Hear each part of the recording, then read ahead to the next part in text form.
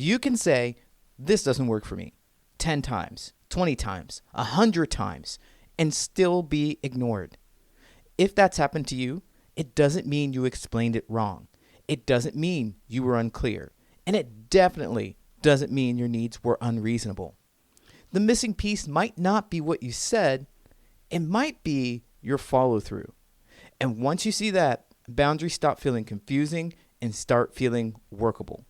Today, I want to walk you through why your boundaries don't work and how to make them stick. We're going to talk about why so many people who believe they've clearly communicated still feel disrespected.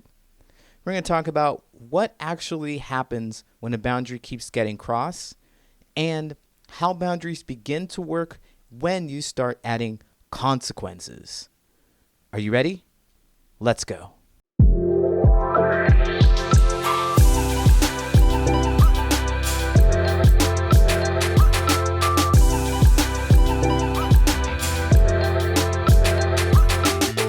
Hey, what's going on? My name is Coach Lee Hopkins. Our pronouns are he, him, his, and you're listening to the Patterns of Possibility podcast, the podcast for late identified autistic adults who want real relationships without fake masks. Let's talk connection, clarity, and showing up as your authentic self. Boundaries, a topic that's near and dear to my heart. Most people who struggle with these boundaries are not unclear communicators. They explain, they request, they name the discomfort, and they assume that being understood would be enough because maybe it's enough for you. If you understood that you were hurting your friend and they told you to stop, then you would logically think, hey, I don't want to hurt my friend. I'm going to stop doing the thing that hurts them, and boom, it's over. But it doesn't work that way for everyone else. This is especially true for autistic and ADHD adults who've learned to over-communicate in order to avoid conflict or misunderstanding. Quick story with me. I was dating someone new. I had long days at work. And when I got home, although our relationship was new and I was excited to spend time with them after work, I needed some downtime. So I told them. I said, come over at least an hour after I've gotten home. And no kidding, I came home one day to see that they were waiting for me. I was surprised. I was confused. But instead of seeing this as a boundary violation, I took it as a compliment. It was a sign that they couldn't help themselves. They just had to see me. And could you guess how every boundary I tried to set fell through afterward? What happened with it? Well, they were pretty much ignored. Even after I explained why I needed it, even after I requested specific actions, even after I said, this isn't working for me, they did it anyway. And I started to wonder, did they not hear me? Did they not care? You see, the problem was that I was all talk and no action. Sound familiar? If you've done this, you've communicated to them that your boundary was optional. They could come over, but I would just let them in. They could come over. I'd be upset for only a moment, but we'd still hang out. They could come over, and I would make a face, and I would be silent for longer, but I'd still want to hang out with them. I was all talk and no action. You may have done this. You may have shared how you felt, but nothing changed on your end. You just pushed it down or let it go. You picked your battles for the sake of the relationship. You kept offering the same access. And time after time, you had become more and more resentful. But you're the one who had taught them that your discomfort doesn't affect their access to you. I was the one who just pushed it down. I still wanted to see them. Despite my boundaries, they were optional. Some people will push your boundaries. Always. It's up to you to hold on to them. And we do that with consequences. Now, let me be clear. We're not talking about revenge. We're not going tit for tat or trying to intentionally cause harm. That's the making of a toxic relationship. So the mentality is not to punish them, but it's to protect ourselves. And here's some ways we can do that. One thing we could do is be less available. Let the late night call go to voicemail when you're winding down, even if you used to answer. You can stop rearranging your schedule to accommodate last minute requests. You can only engage during pre-decided windows, like maybe one call a week instead of daily contact. You can have shorter conversations. You can limit your topics of discussion. Say you have a friend who always wants to share bad news and you've told them that you don't want to hear the latest about their terrible partner who messed up for the umpteenth time and that they refuse to leave. You can say something like, I hear that this is still pretty hard for you, but I don't have the space to go into that today. Simple. You put up a consequence. You can take these conversations and even respond with fewer follow-up questions instead of engaging deeply.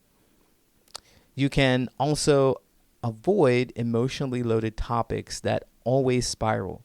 So as soon as they start bringing up somebody or something about work or some experience with their family, and you know it's going to just eat up hours of your time with them complaining, you can just stop that right there. Now, how is this a consequence? Well, it's a consequence because you have said what you are going to do. You said it, you can take some action. This is the behavior that I want. I want you not to call me after 10 p.m. I want you not to show up right after I get off from work. I want you to show up an hour later. I want you to call me the next morning or the next day or send me a text message. Whatever behavior you want them to do, it's up to you to communicate that. And then your consequence is the action that you will take if they do not adhere to that behavior.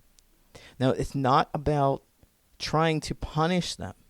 If you got the idea that you want to punish them and hurt them, if not talking to them and your goal is to hurt them by not talking to them, I want you to throw that out of your mind, because it's only going to create a toxic relationship. Instead, what you want to do is think about ways to protect yourself and your energy.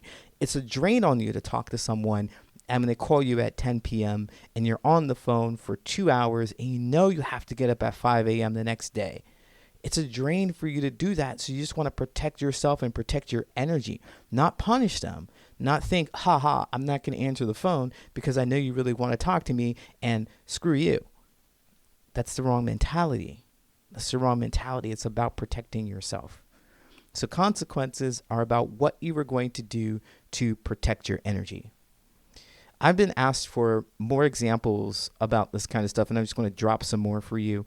In any kind of relationship, if you're in a place where someone makes a comment that you've already addressed before, you can just stand up and say, I'm heading out. And you don't have to explain. A conversation could turn dismissive or mocking. You can excuse yourself to the restroom and don't return. If your boundary is challenged as a joke, you can just get up and leave.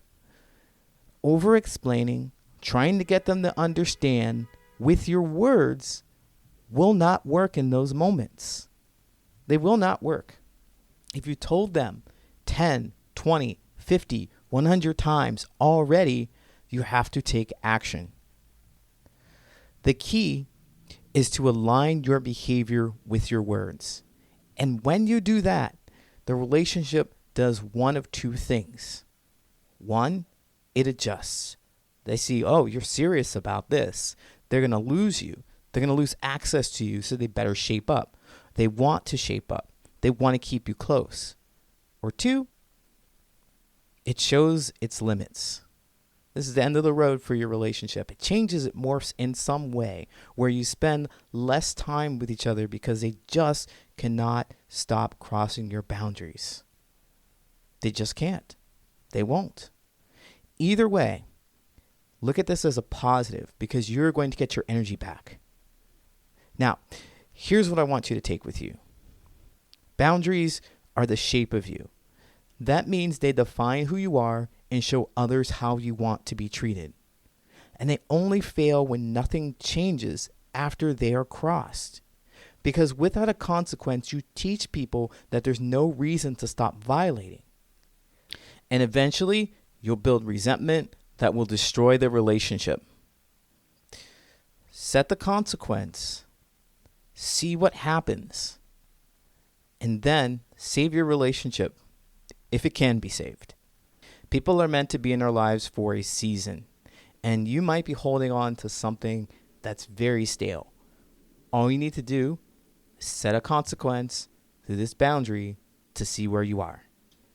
And if you want to meet some cool people who understand, appreciate, and accept boundaries, you need to come to one of my events. You can find them at patternsofpossibility.com/events.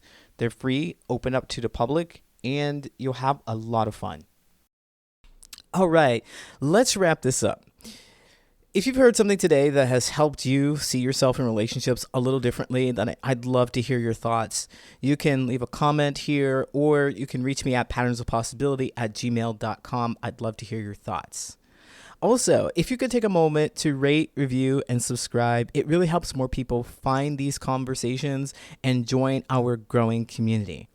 And speaking of community, if you're looking for a space where you can express yourself and be met with curiosity rather than rejection as a late diagnosed autistic adult, then come visit thepatternsofpossibility.com and find your community there. Learn more about what we're doing. We're connecting with others. You can be yourself and authenticity in this space. Find other people who've had your experiences, who know what you're going through, so you don't have to do this alone. Until next time, take care of your energy, and remember that connection starts when you allow yourself to be seen.